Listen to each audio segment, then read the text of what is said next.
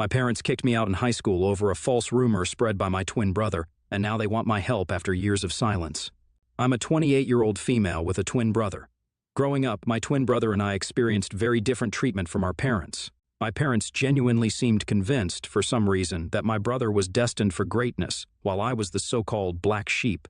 Just because I was more interested in playing sports or making new friends than studying, they constantly compared us, which was demoralizing and bruised my self-esteem from a young age. As a child, I had to watch my brother have extravagant parties on our birthday with his friends while I was treated like an afterthought. He often had sleepovers with his friends, while I was never even allowed to bring my friends back to our place. To be honest, I loathed every minute of my childhood. The only person in the family who seemed to care about me was my grandmother. When she visited us, she always brought me my favorite chocolates and occasionally slipped a few dollars to me so that I could treat myself later. As the years passed, this blatant favoritism for my twin brother gradually transformed into emotional abuse directed at me. My parents would openly mock my grades and belittle my hobbies. It felt as though no matter how much I tried, I could never meet their expectations of being the perfect child. Although I was good at sports, they barred me from participating in extracurricular activities as they wanted me to concentrate only on studies, just like my brother. It was frustrating, and I felt helpless as a child. Later, in my sophomore year, I got grounded yet again, and this time the crime was having Snapchat on my phone. I had done absolutely nothing wrong except, like all teenagers my age, downloaded this app to stay connected with my friends. However, according to my parents, this was a huge crime and a breach of their trust as they had forbidden me from communicating with my friends. They went batshit crazy on me and threw out all my stuff around the room. They then took the door off its hinges and told me that I would have no privacy as long as I lived under their roof. Watching my parents abuse me this way, my twin brother, instead of supporting me, made my life worse. The toxic environment created by our parents' unjust actions allowed him to exploit the situation to his advantage. He adopted a pattern of lying about me, falsely accusing me of things I never did so that he could get away with everything. If he stole something, he'd effortlessly shift the blame to me, and my parents, already inclined to believe the worst about me, readily accepted his lies. He would demean me in front of my friends at school and would make fun of my appearance. Despite this, I had a wide circle of friends at school because I was approachable and open to making connections. My twin, however, struggled socially, and he started to resent that I could talk to people while he, as an introvert, felt awkward. This jealousy reached a boiling point during our 14th birthday party when no one showed up for him on his birthday. I have no idea why his friends did that to him, but in stark contrast, my friends took me out for ice cream, and I had an overall wonderful day. This infuriated my brother further. To take revenge, my brother began to spread false rumors at school about me, where he would portray me as a spoiled brat. He would falsely tell everyone that I was allegedly physically abusing him at home. Since our parents loved him more, unbeknownst to me, he took things to a disturbing level to fabricate evidence. He would punch himself, purposefully inflicting injuries like a black eye or a bruised shoulder. The next day, he would confidently walk into school, displaying the self-inflicted injuries as proof of my supposed violence and make up stories. Whenever our parents questioned him about the injuries, he would lie, saying that it was due to innocent activities like playing football with his friends. Lies and his alleged black eyes started to gain traction, and people began to believe his distorted version of events. It wasn't long before whispers started circulating, and even my friends began to look at me with suspicion. At first, I noticed subtle changes. Friends who once chatted with me in the hallway suddenly became distant, and invitations to group hangouts became fewer and farther between. It was like a switch had been flipped, and people were hesitant to associate with the supposedly spoiled girl accused of violence. One day, I mustered the courage to ask my ex-best friend why things had changed between us. She opened up about how my twin brother had been spreading rumors about me. She revealed the detailed lies he had told everyone, accusing me of things I had never done. I was shocked to hear her words. The feeling was a mix of disbelief and betrayal, as if the ground beneath me had given way. My brother, someone I grew up with, was spreading lies about me, accusing me of things I would never even dream of doing. It was a betrayal that cut deep, leaving me with a knot in my stomach and a heavy heart. I confronted my brother that day after school, but he chose to ignore me. I begged him to stop lying about me, but he smirked at me and told me that I deserved to rot alone. I was at a loss for words because his lies and behavior were starting to scare me. I wanted to talk to my parents, but I was afraid that they would believe my brother over me. The isolation stung, especially because I had always been open to making friends. It felt like my brother's jealousy-filled lies were tearing down the connections I had built over the years. Teachers, too, began to catch wind of the rumors. It was a surreal experience, as if I were living in a parallel reality where my true self was overshadowed by the malicious stories spun by my own twin. The lies had grown beyond mere teenage gossip. They were now shaping how people truly perceived me. The nasty rumor quickly reached my principal's ears, and then my worst nightmare came true. The principal immediately called me and my brother into his room, as well as our parents, so we could discuss these alleged rumors. I sat there, heart pounding, as the principal demanded the truth. I hoped my brother would finally come clean, but instead, he doubled down on the lies. He straight up told the principal that, yeah, the rumors were true and painted me as this bully who went around beating him up when our parents weren't around. I couldn't believe it. Shock washed over me as my brother continued spinning this twisted story about how I was angry at him for getting more love from our parents. It was all a bunch of lies, but he stuck to his story like glue. My mom began to cry hearing my brother's story, holding on to my brother like he was some kind of hero. My dad tried to comfort my brother, telling him that it was brave for him to speak up and that he was going to make sure nothing would ever happen to him. After that day, I tried to defend myself, pleading with the principal that it was all made up. I felt like I was drowning in a sea of accusations, desperately trying to swim to the surface, but my brother kept at it, insisting that I was this angry, violent person taking out my frustrations on him every day. My mom's tears kept coming as she held on to my brother, giving me accusing looks. It was like fighting against a wall of belief in my brother's made-up story. My principal reprimanded me strongly, saying the school didn't tolerate bullying and these were grounds to suspend me. I pleaded with him not to suspend me, but he shook his head, saying he couldn't just let it slide. I begged him, tears streaming down my face, trying to tell him that I didn't do anything to my brother. The principal firmly told me that I would be suspended for 10 days, so that others could see this as an example to never bully anyone. It hit me hard, and I started crying even more, practically begging him to reconsider. My parents, angry and embarrassed by the whole situation, dragged me out of the principal's office. I didn't want to leave. I wanted to plead my case and make them understand, but they were having none of it. We left the school, my heart heavy with frustration and humiliation. When we got home, things took a drastic turn.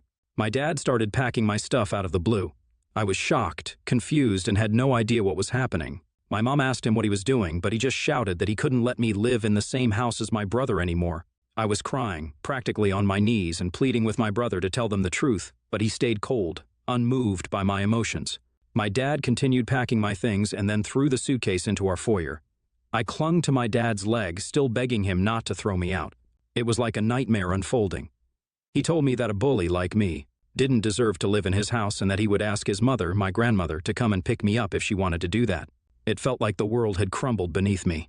I stood there in shock, surrounded by my belongings scattered in the foyer, kicked out of my own home. Eventually, my grandmother did show up. She gathered all my stuff, helped me place them in the car, and helped me into the passenger seat. She made sure I had my seatbelt on before walking towards my parents' front door. She rang the doorbell, and when my dad opened the door, she started to yell at him for treating me this way. With stern determination, she warned him that if he ever approached me or tried to contact me again, she wouldn't hesitate to involve the police or CPS, since what he had done to a child like me could potentially wind up with him in jail. My mother, attempting to deflect blame, told her that it was my fault. However, my grandmother wasn't having any of it. She stood her ground, defending me, emphasizing that I was just a child who didn't deserve to be treated in such a heartless manner. That was the first time in my life I felt how powerful my grandmother was. She didn't cower down to my parents, and unlike what they believed, she trusted me. Eventually, we drove away, leaving behind my home, the only place I'd ever grown up in. I can't even begin to put into words how indescribable the pain I felt during that time was. I remember just crying on the bed and not eating anything, despite how much my grandmother urged me to. I told her what my brother had done, and she was shocked as well. She assured me that she believed my side of the story, and I was happy that I at least had one person who had my back.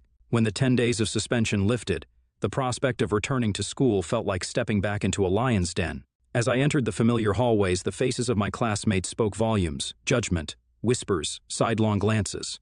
The weight of the false accusations continued to linger in the air. Meanwhile, my brother blatantly ignored me and acted like I didn't exist. He had become friends with a few people who believed his side of the story and saw him as the victim of my attacks. No matter how much I tried to tell my side of the story to anyone, it fell on deaf ears. I was an outcast, branded with an unjust label that clung to me like a shadow no matter where I went. The classroom, the cafeteria, the corridors, the eyes that met mine were filled with disdain and mistrust. I became a loner. I would keep my head down, attend all my classes, have lunch alone in the cafeteria, and would go straight back home. I had no friends, and it felt like everyone pretty much didn't want me there. Throughout all of this, my parents never once called to check up on me. My grandmother would constantly remind me that this was not my fault and that life would eventually be okay. I graduated high school with good grades and was looking forward to college, where hopefully I would have a better life. It was only when I went away to college that I first experienced what freedom felt like. For the first time, no one was watching over my shoulder, no one was comparing my grades, and no one was trying to compete with me. I met people and formed friendships with like-minded individuals. Despite the emotional and physical scars I had sustained over the years due to my family and peers, I concentrated on putting it all behind me and enjoying this college experience as much as I could. During this time, I discovered my knack for content writing. I'd always been someone who wanted to be a writer, but I wasn't sure if it would be sustainable for a long time. Hence, I decided to ditch my dream. But to earn side money, I decided to start writing as a freelancer. I signed up on various freelancing sites, which helped me secure jobs from prominent clients. This is how I slowly started building a portfolio of my work. Throughout college, I maintained this side hustle and never asked for a penny from my parents. When I graduated from college, instead of getting a corporate job, I realized I could pursue content writing as a full-time job. I was doing quite well because of the multiple clients and the long-term professional relationships I had with them, which allowed them to rope me into multiple projects of theirs. Having a legitimate freelancing career not only made me financially independent, but also allowed me to travel the world as a digital nomad. Traveling helped heal me from my past, even though it was definitely not easy. I saved up as much as I could and took a chance on myself. Over the years, I have seen so much of the world, and yet I have so much of it left to see. The only person who I considered my family throughout all of this was my grandmother, and I absolutely adored her. She was very sad when I moved out, but she understood that I needed to be independent on my own. Despite my hectic schedule, I would make it a point to be there for her whenever I could. I would visit her on the weekends, often sharing meals together or simply sitting on the porch, engrossed in conversations that ranged from childhood tales to more recent happenings. On weekends, I would dedicate entire afternoons to helping her with household chores or accompanying her to the local park for a leisurely walk. Recently, I got done with one of the most important projects of my career. I can't mention the brand, but I was extremely lucky to write blogs and product descriptions for them. After the project was done, I requested the team I worked with to leave me positive reviews on my website, which they were more than happy to do. I then took screenshots of some of their reviews to post on my Instagram, as I knew working with this brand was a huge deal.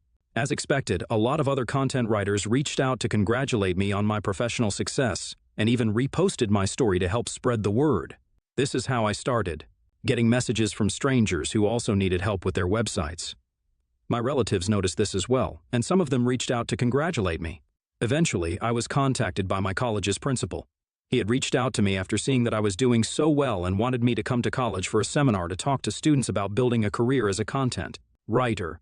I was quite nervous, as I don't do well when it comes to public speaking, but I decided to take a chance and agreed. When I found myself standing before eager faces, sharing my experiences and insights, I felt like my life had come full circle. I spoke in my speech about the struggles I faced and how I worked hard to sustain myself despite all the hard days.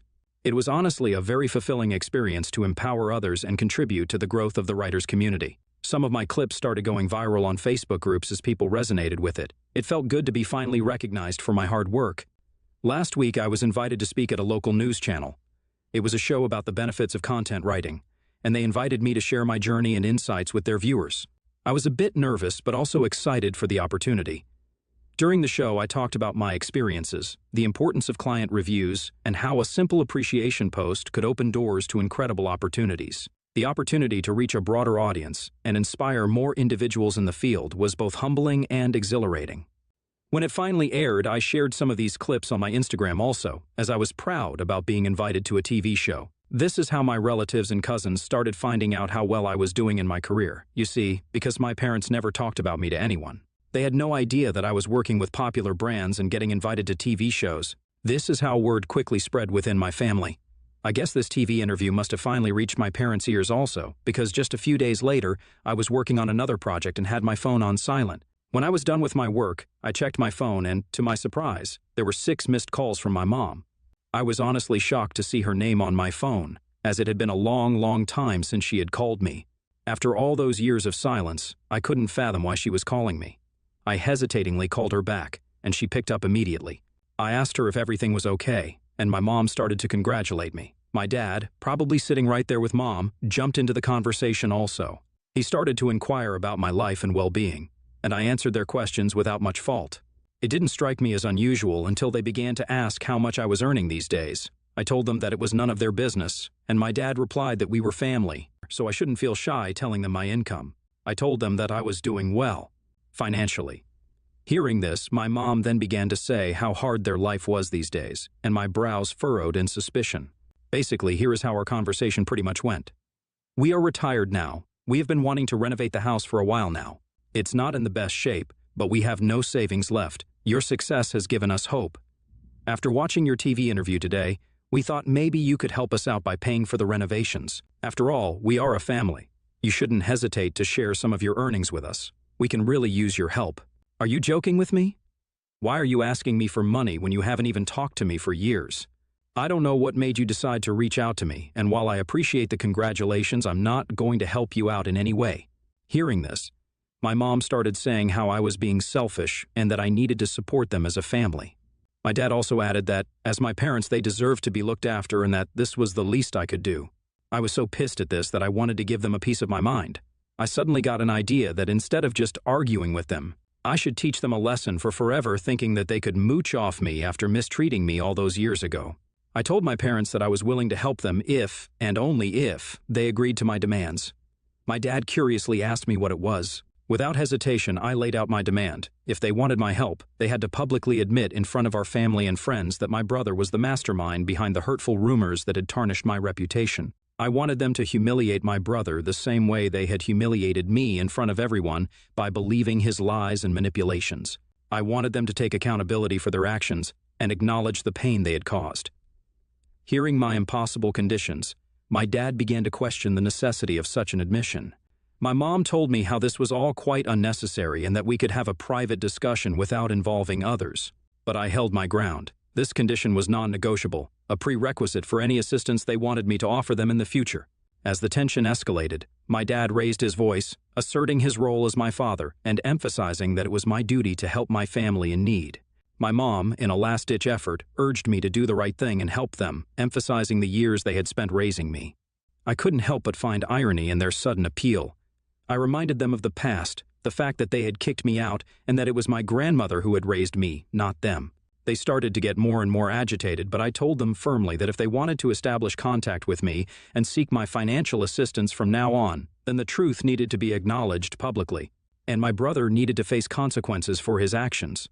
Since this conversation, my parents have been trying incessantly to call me, but I'm ignoring their calls.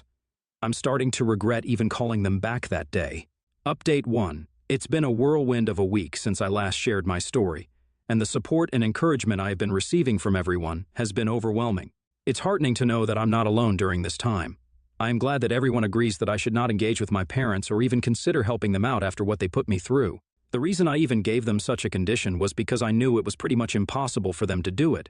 I know they love my brother too much, and despite the fact that they might have found out by now that it was all his lies, I know they will never put him through what they put me through. Today, my brother sent me a nasty text message after my parents again tried to contact me and I refused to pick up their calls. This is what he wrote. Hey sis, it's been a long time since I saw you, and I can tell you that every day without you in my life has been great.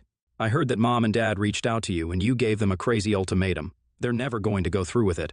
You know that, right? They clearly never loved you, and they will never do anything to hurt me. I admit that I did lie about you 15 years ago, but it's been a long, long time since then. So stop being so selfish and try to move on from the past. You're unmarried and childless anyway, so why don't you want to help them out by paying for their repairs and renovations around the house? Do the right thing and be a better daughter. Seeing the message felt like a stab to my chest. The audacity to dismiss the struggles I had faced and the conditions I had set spoke volumes about his lack of empathy. The attempt to guilt-trip me by emphasizing my unmarried and childless status added another layer of insensitivity. His insinuation that I should prioritize their needs over my own well-being was not only offensive, but also highlighted how little he thought of me. Fueled by frustration and a strong desire for justice, I decided it was time to take matters into my own hands and reveal the truth that had been hidden for too long. I sat down to write an email to my parents and close relatives, sharing the painful details of my childhood and the unfair treatment I had endured while growing up at my family house.